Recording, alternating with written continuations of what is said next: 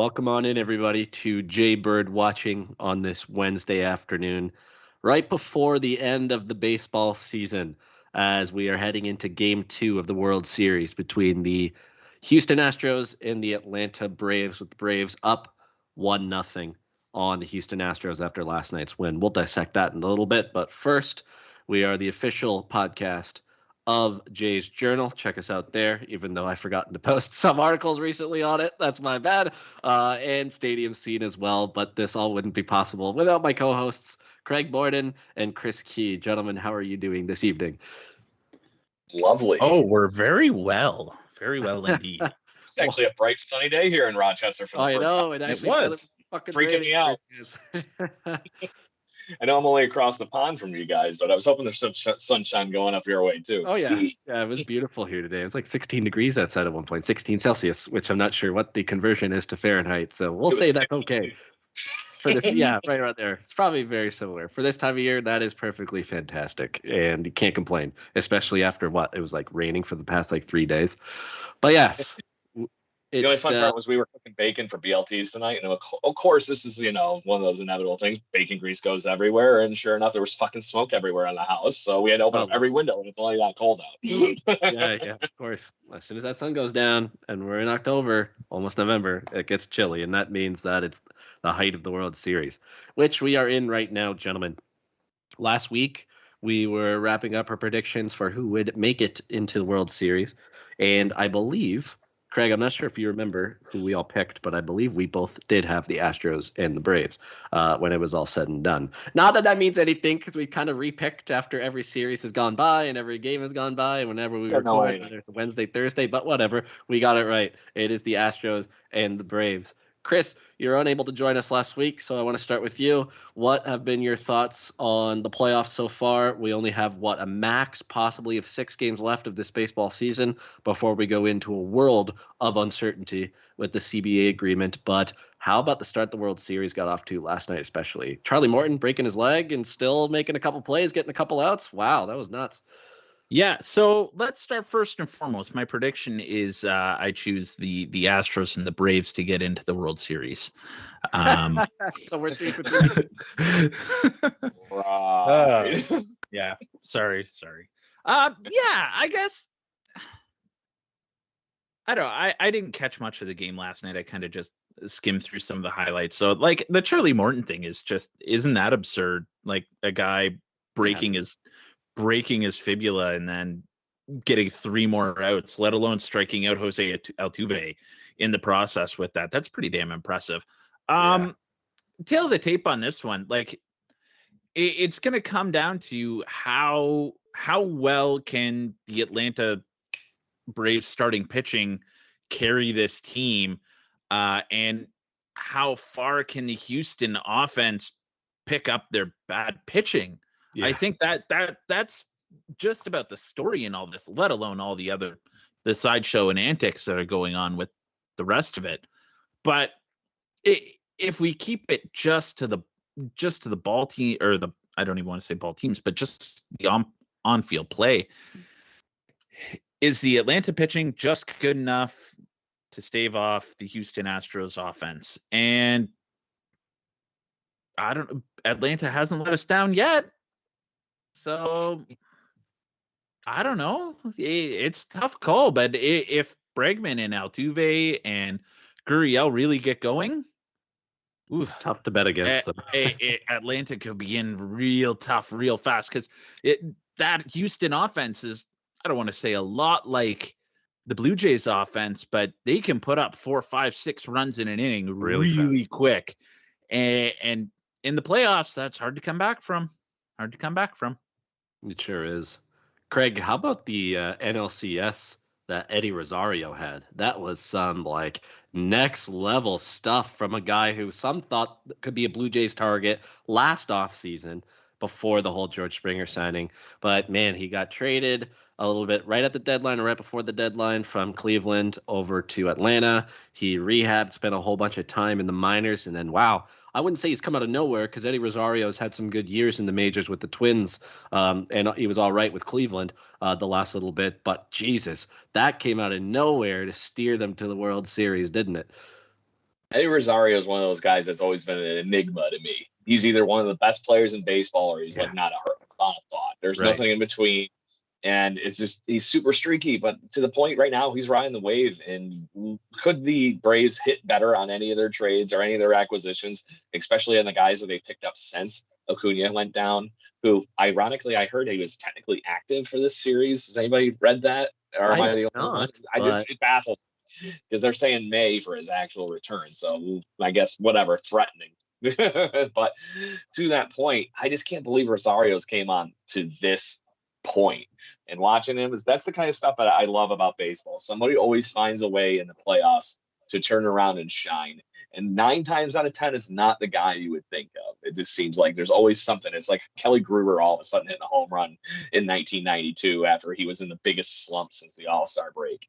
It's the Ed Sprague's hitting a home run. It's somebody coming out of nowhere like that to, just really take a team and run with it. It's the fact that, like, when in 2015 that Ben Revere becomes like the best leadoff hitter in all of baseball for 2 months and stuff like that. But Eddie Rosario has found a way to help this team and has put him on his back a little bit. But if they continue to ride this offense that they've been doing, the Braves are going to be hard to stop because they do have the pitching. I don't think their bullpen is crazy good, but they just don't have any big glaring holes in that bullpen. It's about the same level of guy through the whole bullpen. And that does some good things. And I've always been the school of thought in playoff baseball. Good pitching tends to beat good hitting. Yeah, no, very fair. It's going to be interesting to see how the rest of this series plays out. And honestly, I don't know about you guys, but seeing what the Braves have done, beating the crazy pitching of the Brewers, which we all thought they didn't have much of a chance to do, and then going and beating the last team of destiny that we thought was a team of destiny, the San Francisco Giants, decently handily. Now I feel like the Atlanta Braves are just destined to win the World Series and go out on top with Freddie Freeman before he maybe hits free agency after the season is done. But my goodness, it's going to be both bittersweet, but also kind of awesome that baseball will be done simply for the fact that I know we're heading into some potential CBA issues. We can touch on that later, but free agent signings, a whole bunch more activity in the offseason, but it just means we're that much closer to Blue Jays baseball, especially after missing the playoffs by 1 game. I cannot wait until they report spring training, and I cannot wait until opening day. Just start the season again already so that we can try again and hopefully this time succeed and get into the dance, because I thought we've said it a couple times, but had the Blue Jays gotten in, I fully expected them to at least gotten to where the Boston Red Sox were. And you never know. They could have ended up beating the Houston Astros and been there right now. But that being said, what do you guys think will happen the rest of the way? Tonight we got Jose Urquidy for Houston against Max Fried for the Atlanta Braves. Honestly, both are good pitchers, but that to me screams Atlanta, advantage Atlanta with Max Fried. It's been a damn good pitcher. Craig, you lead off with this one. In the end, will we actually be recording next week on Wednesday on the eve of a Game 7, or will the series be done by the time we record our next episode? I don't think there's going to be a Game 7. I think it's 6. And at the moment, I'm seeing it swing in Atlanta's favor. I think that tonight Max Fried runs away with it. And it's more or less because I don't trust Jose Urquidy to really, rise to the occasion right now, because we already saw him screw up his one start in the playoffs. He's looking for that bounce back. To that point, tonight I think this is going to be a close game. I do think that, but I think that Urquidy is going to find a way to cough up that extra run, or maybe had that one bad inning where the Braves are able to run away with a win. And I think because they're going to turn around and have guys like Max Fried come back in a game early, I would expect now with the Charlie Morton thing, probably that they're going to have the pitching advantage, I think. And I just think that that's how it's going to play out. Like I said, the pitching usually tends to beat good hitting this time of year. And I think that's what's going to end up happening, unless the Astros' key to this whole thing is they have to somehow get into that bullpen and tire the hell out of everybody. Yeah. Unless their offense runs away with something, which I don't see happening, I think that's the Astros' ticket to fame here. And then the Braves need to do what they've been doing and just find a way to edge out teams, get enough pitching, and get those couple extra runs on the board. And hope Eddie Rosario just runs away with it again, or Freddie Freeman goes for a 3 home run game. Who knows, right? Yeah, absolutely. But I'm predicting 6. Okay. Chris, where are you going? I think that's hard to argue with at this point, to be honest. And like going on with Max Fried, I want to say, why can't I pull up his? Why can't I pull up his postseason? I want to say he's pitching to like a 1.70 ERA or something silly. It's been damn for good. postseason starts. Like it's ridiculous. So it's so hard to bet against Atlanta right now. But like, would you feel better about Houston if Greinke was old Greinke right now? Like aside, like they could have Verlander out there, and I guess you could say that like Atlanta could obviously have Acuna, but Houston just they don't feel as scary, and if they're not hitting, like there's nothing really special to keep them in games. Like there's no dominant pitcher. There isn't vintage Verlander out there, or there isn't a Scherzer even, or anybody like that where you're like, oh yeah, Houston has this game. I don't feel like that with any of these. Yeah. The most confident pitcher or the most confidence I have in any pitcher is probably Max Fried. Mm-hmm. So do I see them going back to Atlanta up to nothing? Yeah. That's where I'm going to. Pretty free deceiving and rough for them to come back from, I think. Yeah. See, I'm like, if they win tonight and go up 2-0 going back to Atlanta, it's not going back to Houston in my mind. I think maybe Houston's at 1, but if you go up 2-0 and you have a chance to win the World Series in Atlanta at that new park with Freddie Freeman in front of the home fans, that just screams, hey, you got to get it done. If they are up maybe 3-1 and they fail to win on Sunday, that would be game 5 to clinch it, and it goes back to Houston, that would be the only way I think we get a game 7. You go 3-2, Houston wins game 6, and then they lose. So if the Braves win tonight, I don't think it comes back. I think the season ends on Sunday night. If the Braves lose tonight, however, then all bets are on to see what happens. Then for sure you're going back to Houston for game 6. Just a matter of where you're at in the series. So in the end, I'm probably going to go Atlanta myself as well. And because I'm kind of cheering for one of my friends who works for their AAA team, because it sounds like he could get himself a World Series ring, which would be cool because he would be one of the only people in the world possibly with both a Grey Cup championship ring from the Edmonton then named Eskimos, now named the Edmonton Elks, and the Atlanta Braves. So that'd be a pretty damn cool combination. I don't think anybody else can have that combo. So go Braves just for that. But as a couple people have noted, slight, distance between those two, locations. A long way. But I can totally understand people's, I don't think the right word is frustration, but just kind of distaste for the Braves with the whole tomahawk chop thing. And there's a rumor that Donald Trump is going to be at game 4 on Saturday. Going to game 4. Yeah. Yep. So the Braves don't care what anybody thinks politically. They do completely opposite of what a lot of normal thinking people would want. So, Georgia. I just maybe want to root against Georgia. That's for sure. Now. Jeez. Oh man. Let's get Gibby his ring and make the world right. Yeah, exactly. He would get a ring from being an advisor. AA would get his ring. Lewis would get his ring. Did you ever hear like one of the first interviews when he got that job? No, you didn't hear that? I don't know if he was on with Bob McCowan or it was somebody like that. And they were like, so like, what do you actually do as an advisor? He's like, I don't know. They call me and they ask me some things sometimes. And I just sit back and I kick it at home. Oh my God, that sounds like such a John Gibbons beer drinking job. Yeah, absolutely. It was basically, I don't know what I'm doing. They just call me and they ask my opinion on things sometimes. His next step is joining this podcast to have a few more beers and make. Man, that would be a dream to get John Gibbons on. That would be amazing. I'm gonna find a way to look him up now, just to be that. Hey, guy. Just do it. You can. Would you rather do some special advising over here? He's on one of those like memos or whatever they are. Yes. You can That send him a message there. Billy Chili on Twitter. That was hilarious. That whole video for his graduation. He's what a gem. And I think we should start the official campaign for John Gibbons for New York Mets manager because that just seems like such a lot. I don't want him to go to that dumpster fire though. I know it's tough, but it just seems like such a logical fit with the fact he used to play for them and whatnot. But I'm with you on the fact that it'd be a little bit of career suicide. Did you hear that Ozzie Guillen is one of the names being floated around for the San Diego Padres? What? I love that. Oh my God. Like that's taking a whole bunch of fireworks, lighting the box, man. shaking it, and throwing it in a corner. That's So all that is. Tony La Russa to the big leagues to manage the year this year, and next year we're gonna bring back Ozzie Guillen. My goodness, who's gonna come next? Is Bobby Cox coming out? On. Somebody Give coming? Tony La Russa a job this offseason. You're worried about Ozzie Guillen? Come on. Could you imagine that with Machado and Tatis and That's some fireworks right there. You put it right man, some fireworks in that dugout. That gives you a full crack or fireworks and slam to Slam Diego, not just Slam Diego.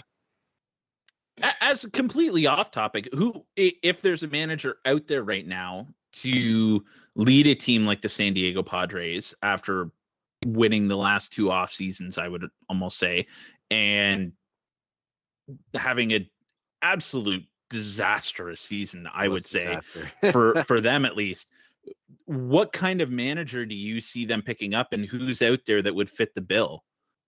I have always such a tough time recollecting on managers who are actually out there and available because there's so many. But I mean, maybe Ozzie Guillen wouldn't be so bad at the end of the day. I like the Ozzie Guillen idea because they completely underperformed, and that's what the White Sox were doing before they hired him. So light a fire under their ass, literally, right? Ozzie Guillen is savage. He won't leave anybody safe. I'm just trying to think of other, like maybe Ron Washington. I mean, I know that's been a link. Yeah, I could see a Ron Washington. Yeah, it's gonna be a veteran guy, I think. With all it'll be somebody like that. I've heard Buck Showalter's name floated around. I don't think he fits that team at all. Although there's a connection with Machado, I don't see that happening at all. If that was going to happen, something like that, wouldn't you think they would be still like grabbing, like, okay, go for Sandy Alomar Jr. or something like that, who's been managing a lot in the minor leagues and with the actual. There's got to be something there though, because he's always been floated around for what, the past 15 years, and he like 10 times. Well, yeah, but there's got to be something that raises red flags with him though, because he's been up for consideration for the last 15 years and nobody's ever made him the manager of a team. So there's got to be something that pops up in interviews or something pops up somewhere that he just doesn't fit with teams. And it's not just the Blue Jays his name has come up with. His name has come up a ton all over the place. Yeah. Constantly. He likes to butt. Can I be this guy and be really controversial with where I know the topic's going later? Jesse Barfield. Hey, we can transition over to that now if you want. That is one of the rare topics these days that somewhat relates to the Toronto Blue Jays that we can dive into a little bit. The one good thing about the World Series possibly ending as soon as next week or even this weekend is the fact that we can slowly move on to our off-season stuff and all that stuff we've been saving for a little while. And then that just opens up a whole vault of content. But we're almost there. If there is still a World Series game next week, we'll hold off until the season's done. But we will go into that in due time. So this story kind of broke. When was it? Last week, Thursday or Friday? Chrissy sent a message about it to Craig and myself. All took a look, read it again this morning, and the gist of the story, from what I understand, unless I'm completely missing something from my skimming through of the article and reading his tweet that was since deleted, but still up on sportsnet.ca, is that in his role as, what is it? And that's isn't it an advisor, or he's like an alumni advisor or like something like alumni coordinator. I think he just he's in charge of the alumni events or is an advisor to those events, or basically a big fan at the end of the day, trying to keep them relevant from somebody who's a good player. To that fact, he's a member of the Blue Jays, not officially organization, but he's like the family member, right? Right. So what he more or less, and I think that's basically how he kind of summed it up. He's like a first cousin. That's a very good way to describe it. He's not part of the immediate family, but he's right there in that next tier. But apparently, over the course of this past season, he broke protocol, whatever that means. I'm guessing what it means is that he helped 3 different Blue Jays with their hitting. And it doesn't seem like there's any sort of trouble that's brewing here at all. I also don't think there's anything to be necessarily mad about with this, because in his post, he said he was just trying to help some guys who got off to some slow starts, one of those being Teoscar Hernandez, another being Lourdes Gurriel Jr. But at the end of the day, Chris, because you brought this to our attention, what do you think it all means? I mean, he tried to help them by giving them hitting tips. It doesn't seem like any feathers were ruffled between him and Guillermo Martinez, the actual hitting coach. I know that Dante Bichette has spent some time in the dugout helping with hitting. Dave Hudgens, with his weird not bench coach title anymore and whatever coach he is these days, he's helped with hitting. But like, what spurred this on? This seems very random. If you kind of read some of Jesse Barfield's tweets and kind of go through some of his videos, he's a confident dude, real confident dude. And it kind of translates a little bit, and what some people might call a little egomaniac, maybe, and a little bit maybe full of himself. But on the other hand, a lot of people say he's a great guy, gives all the time in the world to fans and to people, and will talk and whatnot. To me, it does scream that somebody got a little bit butthurt that Barfield put his 2 cents in to try and help the younger boys, and they didn't like him stepping on their toes. Yeah. To me, at the end of the day, did you get 3 guys that are nominated for Silver Sluggers out of the deal? Yes. Who cares at that point? Like, take whatever help you can get. If you can get guys hitting like Teoscar or Gurriel, who started really, really slow and then turned it on when it mattered and made himself relevant again, whether that's going to be in trade talks or as a big piece of this team going forward, which is where I would be leaning to. You take that help and you don't make a big deal of it. And like, the team obviously didn't make a big deal of it. But in most cases with things like this, they're going to keep that hush hush and they're not going to make that public. That Barfield did that on its own and kind of made some tweets kind of stating a reconciliation with Shapiro and with Atkins afterwards, whatever that was or whatever it means. I don't know. And I don't think it really matters. Mm-hmm. But yeah, to me, it screams that somebody was a little bit butthurt that somebody else was going to get some credit, and they wanted to nip that before it got out there. Yeah. Craig, do you have a conspiracy theory, or do you agree with Mr. Key?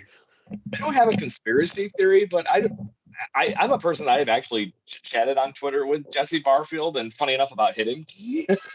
So this is a guy that goes out online and just he's enamored with baseball, just like all of us are. And obviously he was a high-end professional at this game when he was playing. You know, he was the first Blue Jays home run champion for a season, if I recall correctly. Think so, but to that point, he's going online. He just freaking throws tweets at freaking random hitters in Major League Baseball and goes, "Hey, you're stepping in the bucket. Hey, start your swing just a little bit earlier." Yeah, those things. Mm-hmm. It's just a guy that's very, just happy to spread the wealth of knowledge, obviously, that he's accumulated in his lifetime about hitting.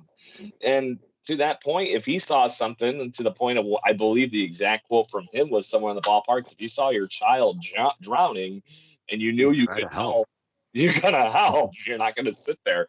And honestly, I love the fact that he still treats this organization, because he was a Yankees great too. Mm-hmm. And the fact that he considers his first home his true family in the midst of this whole thing, to just, hey, to dive in and help out with this. I just think that speaks to the content of his character and the fact that he is I just looked it up. He's the alumni ambassador for the Toronto Blue Jays. So he's that link between Blue Jays alumni and the actual club.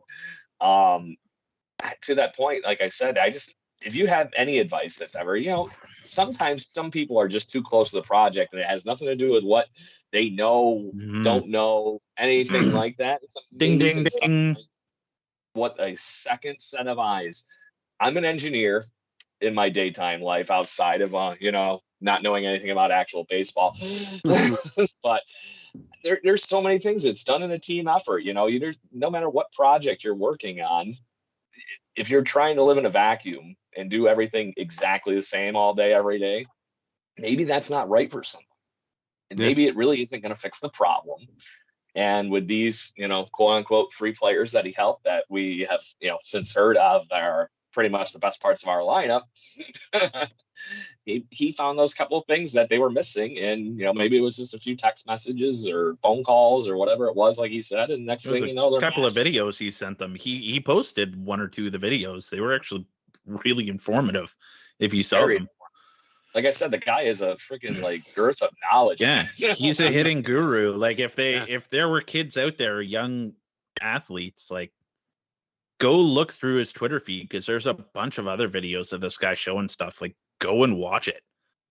He has a lot of videos when Fernando Tatis was playing in the minor leagues, because I think that's actually around where his home is in the off season and stuff like that. I don't recall, but there's a lot of videos from minor league baseball players, and especially his, I think it's his son, that's been, coming along pretty damn well in the minor leagues too. Just saying, that he's enamored with the game, and he doesn't, and he's happy to share his knowledge, and for the person that's willing to take that knowledge, clearly it can help.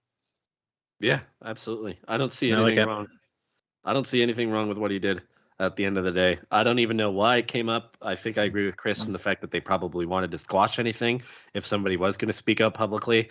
I don't know. It kind of screams to me that Dave Hudgens got a little upset that I don't know why. It just seems to have Dave Hudgens written all over it. To the point, I'm looking at the Sportsnet article that was just released 2 days ago. So this is more recent than the original one. He still has his job. So apparently it isn't too bad. Yeah. I'm sure maybe this is it's going to go through the proper channel next time. Yeah. Fair. And I think it's kind of neat. The Barfield even showed that how he got linked with Lourdes Gurriel was at Winterfest or Jays Fest or something, and they were serving popcorn together. And Lourdes and Lourdes started asking him questions about hitting and whatever. So I don't think this is an isolated incident with Barfield where Gurriel reached out to him at some point in the last couple of years, or maybe Barfield has been saying to him over the last couple of years, hey, try this, try that. And then this year, something really clicked with whatever he said. But did Barfield have to come out and tweet it all out and say? Probably not. It's probably instructed. He's a proud dude. So I'd be proud if I had 3 guys like that where I helped them figure out what was going on with them. And now they're all Silver Slugger finalists, and 2 of them are probably going to win. And I don't know. I'd be proud of that too. Yeah, he's obviously, like you said, I agree with you, everything you just said. But to that next point, though, he didn't come out and was a jackass about it.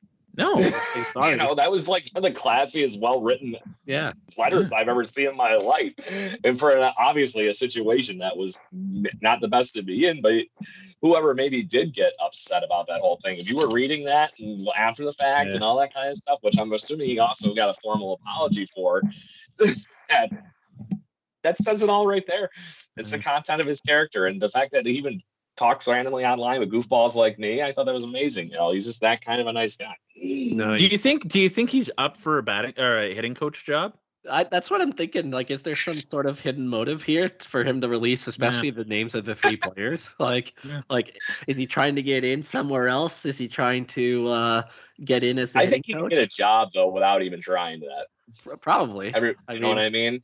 Yeah, I'd be curious. There's got to be some sort of underlying motive, because you don't just release that unless you're instructed to, or if there was some sort of power struggle in the organization. I guess worst case, maybe they're trying to get ahead of the fact that maybe Lourdes and Teoscar. Who was the third player? Guerrero, Vlad. Okay, so your 3 superstars, minus Bo. Be hey, we like listening to this guy over our own hitting coach. That's the only thing I can see why he'd be instructed to say it. If not, there's probably some other motive. Well, so they hired Bo Bichette's dad and Dante. What's the big deal? Just do it now with Jesse Barfield. They did it way back long ago when fucking Colby Rasmus. It's freaking giving the stuff, and they were not getting butthurt about that, and they knew that whole problem. So I don't see an issue. I'm not gonna lie. Out of all these situations, I'm sorry to say, I like our coaches. There's not a problem there. But if you have a chance to listen to Dante Bichette, Jesse Barfield. I probably will. Vlad Senior, any of these guys. You have a wealth of knowledge there. Don't be pushing away what you have. And there's no way that Vlad Senior doesn't tell his son what to do from time to time, especially if he struggles. Like what's the issue with Bo going to Dante or Vlad going to his dad and saying, "Hey, I'm struggling. I'm trying everything the hitting coach is trying to get me to do, and it still doesn't seem to be resonating with me. Do you see anything in my swing that's gone wrong?" And they probably sit down and talk about it. There's no difference going to Jesse Barfield versus that. Yeah, to that point, all Vlad was saying, you're swinging at too many strikes that are in the strike zone. You got to swing at some outside. Wait until they bounce one to you. Yes, and then swing, real hard. Then Vlad Senior probably just goes, listen to Jesse Barfield. Yeah. Just don't listen to me. Don't listen to me. But yeah, non-story. I mean, at the end of the day, that was the biggest piece of Blue Jays related news over the last 7 days since our last recording, and that just shows you what kind of content we're looking for right here until we get to the off season. Is dissecting something that's not a problem. For that point, though, it actually made for a really fun show title. Oh, absolutely. It's great. I mean, we made a whole lot of over nothing, really. And I think that as I was reading the article, too, I'm just thinking, why the hell is this like trying to be blown out of proportion for no reason? Like, there doesn't seem to be anybody that's butthurt about this right now that we know of. There doesn't seem to be any consequences. It's just an apology. Move on. You've had 3 incredible hitters who turned their season around after these conversations. So let's move on and try to become a 94-win team next year instead of 89, because that should get us in the playoffs next year. 94 wins. Maybe the fucking Giants next year. Yeah, exactly. The other piece of kind of Blue Jays news that broke over the last week or so was that Chairman Edward Rogers, you might recognize the last name. Yep, they're the family that owns the Blue Jays and the whole big media outlet that is Rogers. Cable, TVs, everything. Basically everything in Canada is either governed by Rogers or Bell when it comes to your entertainment. And yes, the Rogers family is going through some sort of internal struggle, an internal fight to get Edward Rogers off of the board, all that different kind of stuff, and have him not have such an important position. But what came to light was the fact that this wasn't Blue Jays related, but there was a whole thing during the offseason that Edward Rogers, Masai Ujiri, who is just an incredible executive for the Toronto Raptors, there was a little bit of, I wouldn't say animosity, but Edward Rogers trying to step in and maybe feeling a little bit threatened by somebody who's better than him, somebody who won and helped architect an NBA champion that came through. And he seemed to get a little offended by the way Masai Ujiri was acting. That's besides the point. There is a little bit of a Blue Jays tie-in with this. Is at the end of 2015, after it was solidified that Mark Shapiro was going to come on and join the Blue Jays in his current capacity, there was a last-ditch effort to try to retain Alex Anthopoulos. And towards the very end, Alex Anthopoulos actually met with Edward Rogers, and apparently it was the first ever time that Anthopoulos had really even heard of the guy. It seemed like Anthopoulos was out the door regardless, but the end of the day, there's some power struggle. There's just some weird vibes going on in the ownership of the Toronto Blue Jays, and a couple people have expressed concern about this moving forward. I forget what beat writer it was that said it. I'll have to go dig it up, but somebody said it's possible that teams in free agency or agents could use this Blue Jays power struggle amongst ownership to be like, don't sign with them. There's some ownership instability there. Craig, I'm not sure if you've read the story about what happened between Edward Rogers and Masai Ujiri, but also kind of the little bit of a Blue Jays tie into it. But at the end of the day, is it something that you think could hurt them in free agency if an agent said, well, don't go to them, like, look at that power struggle they're having, there's a little bit of instability there? I don't know if you have any thoughts or anything to add on to that whole story. To that point, I'm just going to say Shapiro seemed pretty damn sure that his budget's already established. Yeah, exactly. So, and he did say that they're having meetings over the next month to determine what it actually is, though. So correct, but to the fact that everything up to this point is an increase, and to that point right now, I think this team, even if they keep a payroll that they've been, targeting for the last couple of years here, where they expected to be, they're on track with their plan. The plan hasn't changed, and they're most of the way there. So why would you stop spending money on it now? They want to get. They have a chance to get tons of asses in those seats in the Rogers Center, tons of eyeballs on all Rogers media and everything all over the freaking country, and apparently down here in Rochester, New York, for at least the goofball like me and our other co-host Adam Corsair. Yep, shout out, buddy. So, exactly. Oh, you got it. But they're not going to stop spending money on this team right now. So it'd be a stupid ass business decision, no matter who's sitting in that chair, to stop spending money on this team right now when you already have two great players that you're spending a lot of money on. One of them might be a little on the decline in Ryu, but we're going to still get good baseball, I think, with him. And then you just threw a brick of money, and you're only in the first contract season of George Springer fully. There's no way in hell they're going to spend money. And I do still think that they're going to go out there and look for trade guys, but in the midst of those trades, I think they're going to be willing to take on salary would be the big catch. Mm-hmm. So I don't see this being a Blue Jay issue at the moment. I would think if they were trying to recruit somebody to take over for Shapiro or somebody like that, that would be where the big problem would be. Mm-hmm. But if anything, this is hurting some of the other things I think around the team with maybe renovation level, a new ballpark, those kind of things more than the product on the field for this upcoming season. Chris? I don't see it being such a huge deal for free agency. Like, we were able to get George Springer and Marcus Semien up here without a home. Yeah. And without knowing what was going on with the border. Where I see it being an issue now is, and we're still not 100% sure who's actually signing the checks there, right? Like, do we know if it's this Natali guy or is it Ed Rogers who's signing the checks? We don't know exactly. I don't think. I would imagine it's probably Ed Rogers is the one signing the checks at the very end of the day. To me, if you can't get this guy on board for giving $15 million a year or whatever they're paying to Masai Ujiri, and he's raised the franchise value of the Toronto Raptors $500 million or whatever it is, how are we supposed to convince this guy that we need to pay Vladimir Guerrero Jr. $300 million? And how are we supposed to convince him that Bo Bichette is going to give you a return on $250 to $300 million as well? That's what concerns me, along with what Craig said with renovations to the park or a new stadium. I see that being problematic. They also have the mayor of Toronto on the payroll as well, so that probably doesn't hurt in that respect.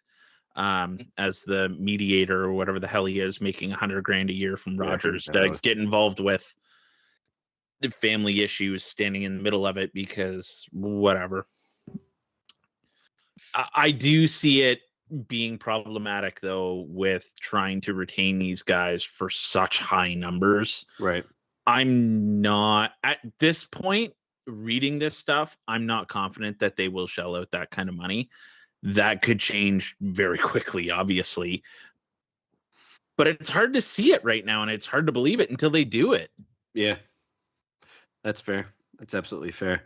Yeah, it's not really a Blue Jays story. It's mainly focused around what happened with the Raptors and Masai Ujiri and trying to bring him back. But Chris, I think your point about if you don't value and want to pay Masai Ujiri what he's probably worth, like the Raptors are a top 10 team in valuation in the NBA. They were never even close to that radar before Masai Ujiri came here. Like, I remember ESPN posted it the night that the NBA season started about the 10 most valuable teams, and all the comments, a ton of comments were like, holy crap, I didn't even realize the Raptors were that popular and that much value. So if they're struggling to pay him, or maybe there's just some sort of weird dislike for Masai Ujiri, maybe it's a separate thing, but I could see it. There were some undertones implied about that. Yeah. There were definitely some, Yeah. So to that point, that this shows how valuable the Canadian market really is. That's another thing too. Did you catch part of it at the bottom though, Brendan? I don't think so. That with regards to Ed Rogers' conditions on signing Majiri, that he wanted to restructure a lot of what was happening in MLSE. And one of the things that he wanted restructured was adding the Toronto Blue Jays to that package. Oh, shit. Actually, I did see that. I forgot about that. Mm-hmm. So they wanted They want to. That means there's a whole hell of a lot more money to play with. Yeah, hell yeah. It's all in the bucket instead of it being, oh, you just get this little piece. Yeah. Now, Rogers owns 37.5%. So does Bell in MLSE. And then Larry Tannenbaum owns, what's the rest of the math, 22% or whatever it is. Could that play to the Toronto Blue Jays' benefit? Maybe. I see how the Leafs are run, and that doesn't inspire me too much. Yeah. And come on, Josh Donaldson suiting up. Didn't you see? Yeah. I don't know. I think that has more to do with Shanahan and what stems from the top than anything. But with Shapiro, I feel completely very confident in whatever he's going to do anyway. But if that were to happen, I think the sky's the limit for this team, because there's so many other things that company can do, and the buying power and the pull that they have in Canada is unbelievable. Yeah, very true. Very, very true. Yeah, it'll be interesting to monitor, see what happens with the whole power struggle that is at Rogers right now, with Mr. Edward and being a little bit of a goofball this past summer by trying to not retain Masai Ujiri and whatnot. It could affect the Blue Jays. It very well could. So it's something to monitor as the offseason goes along. Was there anything else that you guys wanted to add? I know we threw around a bunch of stuff in the Twitter messages as we were planning for this show. There was talks about, do we talk about the CBA this episode? Do we go into hypothetical trades? I think maybe that's saved for when we start our true off-season stuff. But was there anything else that you guys have maybe seen on social media from fans, from beat writers, from anything that you guys want to bring up before we end with a staple Craig Borden game? How about Gabby Moreno? Off to an incredible start. Like hitting almost 509 games and an absolute boom shot straightaway center that would have hit windows. When are we calling his arrival at the big leagues in 2022? Well, because you're going to trade one of the catchers. You bring him up on opening day. I don't see anything outside the Alejandro Kirk idea. Yeah, I really don't. I was listening to, and say what you want about this, but Blair and Barker. But basically what Barker was saying was, what's the difference from what you did to Alejandro Kirk or even very true Alek Manoah this year? Yeah, you threw him into the fire and they made it out. Succeeded and thrive. Well, Kirk less so this year than Manoah, but you threw him into the deep end and they swam. And what does it matter if the kid can hit? The kid can hit. If he can catch, he can apparently really catch. Sounds better than both options that were already, or all three options that we're running out there right now. That's for sure. Dangle Kirk out there, play Moreno, and see what happens. You still have Danny Jansen, and there's always some veteran catcher left over at the end of spring training that you can go and pick up if Moreno completely falls on his face. Which, like, he's not going to make the opening day roster. I'm not saying that. He'll be left depending on how this new CBA goes, he'll be left until May 1st or whatever the hell the date is. But why not? If he gives you an opportunity to win more ball games and add another bat, why not? Absolutely. Bring him up. Let the kids rake. Look at the Blue Jays' weaknesses from a year ago. Catcher. And third base. You look at those two positions, and if you can gain one fucking win. Yeah. Just saying. You can do it. And to that point, I would be very curious if somebody had the stat in front of what the Blue Jays collective average was for players that started at the position at catcher. I'm not talking about the games where Alejandro Kirk DH'd and raked. I'm talking about the general 1.94, batting average that we had from the year before. You know, that kind of shit is the difference in the world right now. And if Gabriel Moreno can do anything to help that out, you have to pull the damn trigger. And right now, I'm in the school of thought of what you both said. I'm not bringing him up to the big league club like I did with Kirk to start this season. At least Kirk had that little, cup of coffee the year before. But there is a chance there. Let's say he starts in Buffalo this year, just absolutely destroys AAA pitching. Up by Aren't you at least intrigued and tantalized with that idea that he might be able to run into something off of the bench to do a 60-40 split with Jansen or Kirk? 100%. And then maybe steal the job. Seems easy. Seems too easy. I don't think Kirk's on this team next year. So that's what's going to be my next question. I don't agree with you, but I don't like it. So I think we're all in agreement. I'm perfectly fine with it if Moreno's going to be the guy. Yeah. You don't need 4 catchers on this team.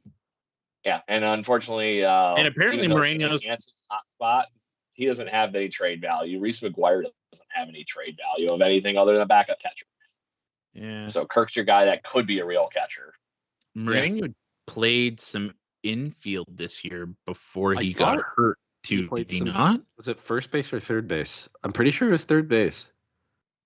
I thought it was third base. I was under the impression it was third base too. Yeah. So I think it was third base. Agree, and we win.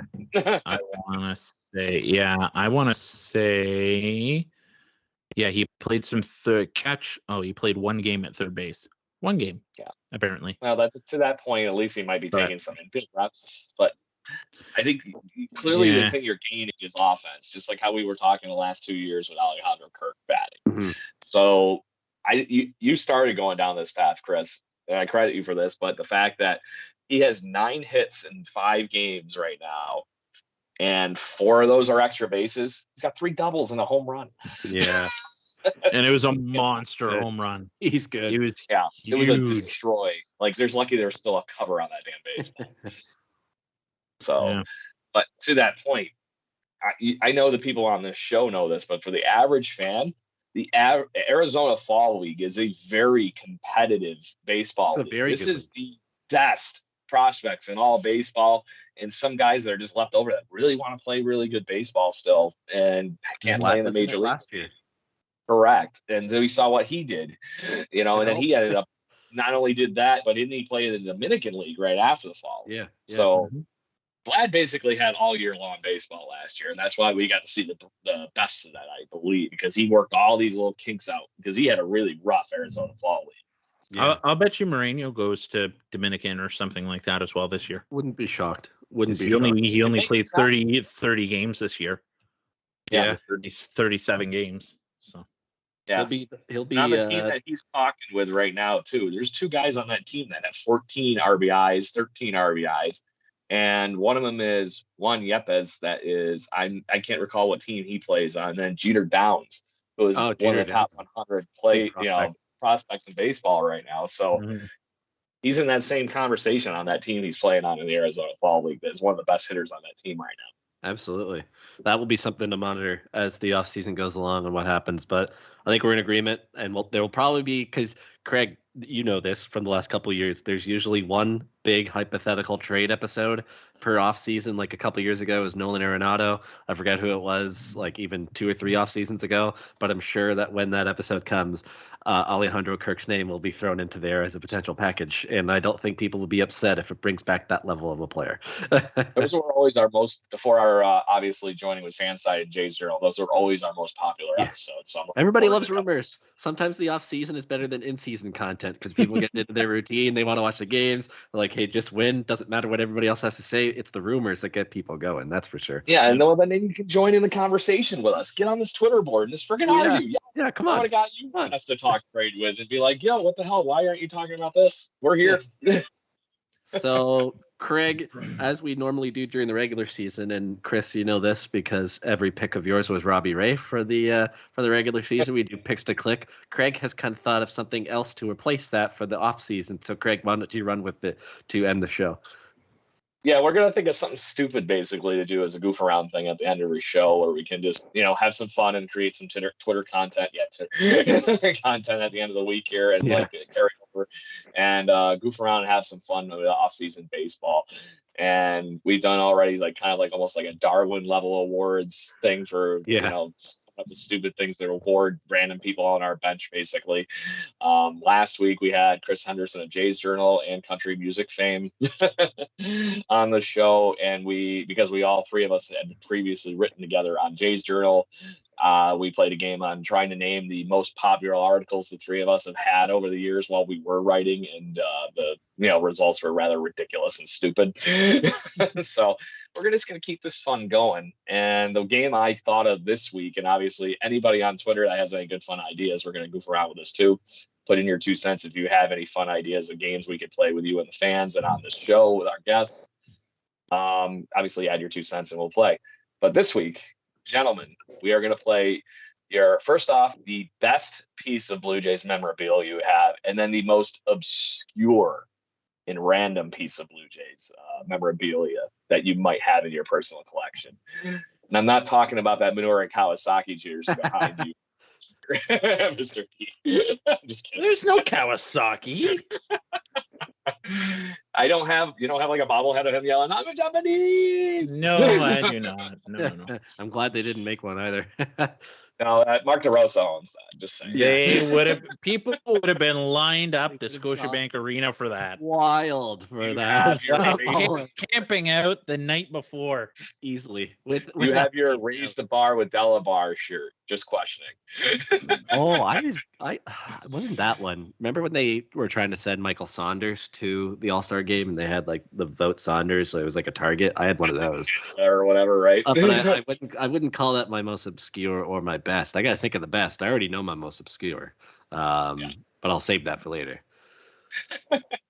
Let's start with favorite while you all obviously completely keep your I'm like trying to look around to see random shit. It's not memorabilia, but can I just put a different twist on your question? Oh, right ahead. This is for fun. The memory of being at the bat flip game for me, because I've said it multiple times on this show. I'm kind of scared that that's already when I was only 23 at the time. It's probably the best sporting event I will ever end up going to. If there's another sporting event that somehow tops the emotions and just all the stakes of the bat flip, like if the bat flip game essentially happened, but in like Game 7 of the World Series, or to go to the World Series, then maybe the stakes are a little higher and that tops it. But I think the memory of that for now, knowing that that's probably the best one. That's what I would. Is that a kid's watch? It's like a little. I don't know if you can see it, but it's like a. So like twas I the can't night even before, do it, but no, it's like a. You flip. Yeah, I don't know if you can see it at all, but that is pretty sweet. We could see it. You flip it, and it actually shows them doing it. That's pretty cool. So is that the best? I don't know. No, I don't know if that's any of them. It was just I was looking at it while you were saying the bat flip game. No, I would really have to look around. So you didn't keep a beer can or something from that night, Brendan? What's that? You didn't keep a bat flip beer can from that night that didn't get thrown on the field, or? No.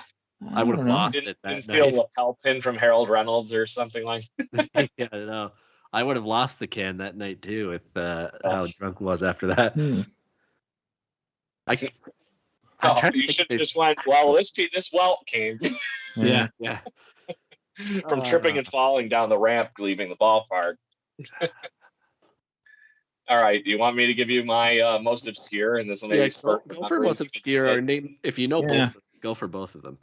Yeah. So anyway, my most obscure, I'm going to go with this one because this was actually, sadly, a Toronto Blue Jays giveaway in the Angry Bird era.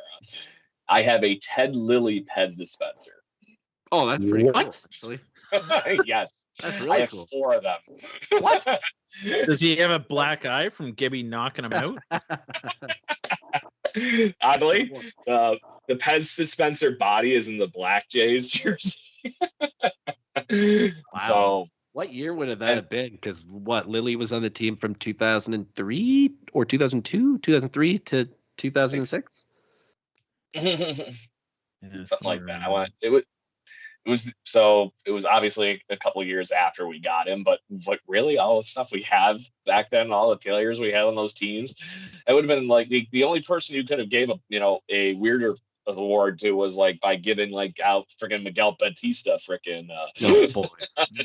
anything. Hey, or having Lily was an all-star one year, man. or Josh Towers like bookends or something. Yeah. Just him leaving. But Brendan, I'm surprised at all this stuff I know that you went to during the days. You didn't pull out the Gustavo Chassin cologne. Oh, I wish I had that. That was the night of my elementary school graduation, so I was a little tied up. That's what it was. I just remember you mentioned that at one point, brought that up as a thing one time. So yeah. That's why I wasn't there. I tried to get out. Blue Jays have had some weird giveaways. Just trying to think of some of them because either I go too late to get there, especially when I was living right beside the dome. I wouldn't line up. I'd just roll in at like 1:00 and be there at 1:02. That's good. I know my most obscure. Both a hat and a baseball somewhere in this house. With the Garfoose on it. Remember Dirk Hayhurst and his Dirk Garfoose? Hayhurst. Yeah. Yes. So, and I loved the Garfoose. It was my fantasy sports team's name for years, and I thought it was so cool. So I got a couple Garfooses in the house. There you go. So, Chris, you got anything yet? Or you only got cool stuff is all you're telling us? No, I really don't. Like when Wes and I started this podcast, I guess this is kind of Blue Jays related, I guess. But like when we first started this podcast, I just started like messaging anybody and everybody that I possibly could think of to try and come on the show just for fun and being cocky and stupid and just thinking that this is how you do things. So like we had like Wilner and Schulman and Ben Wagner and like Jamie Campbell, Joe Siddle. Like we had all these guys on like lined up in a week. It was ridiculous how we were able to get all these people like right when COVID started. So it was super cool. So then I started like I went and started finding baseballs with these guys, all their signatures and whatever. So I've been trying to get all of their signatures on baseballs and whatever. So I have like Schulman and another one is Bill Humber as well. If you guys know who he is, he's like Canada's top baseball historian. Oh, really? He's been on our show a couple of times. Yeah, he's been on the show with Wes a couple of times. Wes was doing the Canadian baseball history series that he ran and talked about like the Asahi team and like the Chatham Colored All Stars and a couple other kind of famous teams and stuff. So that in leagues. So I've been kind of doing that, but like probably like true Blue Jays stuff.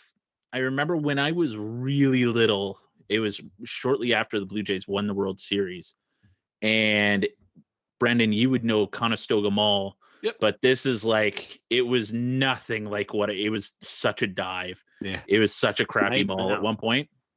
It's nice now, but it was absolute dumpster fire for many, many years.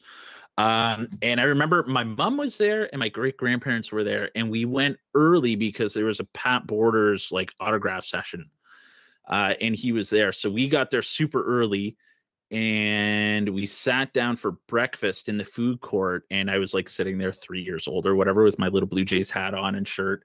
And this guy came over. He was like, "Oh, hey, are you a fan of the Blue Jays or whatever? Can I sit down and have breakfast with you?" And lo and behold, it was Pat Borders. Whoa, that's cool. So I have like a thing autographed by Pat Borders and whatever. So no, I don't remember a whole lot of it. Like I was like 3 years old, but that was like my one cool moment, I guess. That is pretty cool. That's pretty similar to how other than going to the Greg's on charity beer pong tournament and watching just the sleaziest show you have ever seen. Oh my God. When you I can't go on any further. I can't because it'll Greg's on talk and go down a slippery slope. Yeah. I saw things. Let's just say that. I've seen him out at Toronto bars before a couple times, and there's some interesting stories you can tell about Greg's on and what he does when he gets a little too drunk. Wes has if you guys can get Wes on the show at some time, ask him about Joe Biagini. Okay. Definitely. Well, this guy's got a Biagini story. Yeah. Ask him about Biagini and Grichuk. Okay. We'll save that for Wes's story time when he comes on the show. That one's a good one. All right. So, but back to where we were goofing around. What is your most prized Blue Jays possession? Or, what you think is your coolest one? The memory of winning the World Series. Oh, come on. I'm talking physical shit, man. This is your chance to gloat your collection. Once again, not exactly Blue Jays related, but we played the last. They used to play a slow pitch tournament in the Dome, and there'd be 3 games going on at once. And our team won the last one. I have the banner from winning. That's pretty cool. So that's pretty cool. Yes, that would be Was that when they did games at all times of night? You could play games. Oh yeah, it was ridiculous. We played the last day, our first schedule, I could tell you almost exactly. Friday night we played at 6:30, and then we played at 10 in the morning on Saturday, and then 2 in the morning. Yeah. And then basically we played from 7:30 or something Sunday morning until 8:30 at night, straight through. It was ridiculous. I heard that there were some upset times. It's trying to stupid. get that one. Yeah, it was stupid. The 24-hour tournaments over 3 days are ridiculous. People are sleeping in the bleachers, and it's an eerie place when it's completely empty. Yeah. It's really creepy place. Everything echo. You can't even fart in the place because everybody's gonna hear you. Is it got those weird vortexes of sound? If you're completely across the ballpark from somebody, they hear it. Yeah, they're standing next to you. Yeah, it's super awkward and eerie. And Kevin Pillar showed up. We were out for dinner at that point, but yeah, Kevin Pillar showed up that year in the middle of the tournament, which was kind of cool. That is cool. That's really cool. Craig, what about you? What's your most prized possession? Mine comes with a stupid story, and my dad, my uncles, basically every male in my family went to the 1991 All-Star game at the Sky Dome. And mind you, I'm old enough to be a big fan at that point.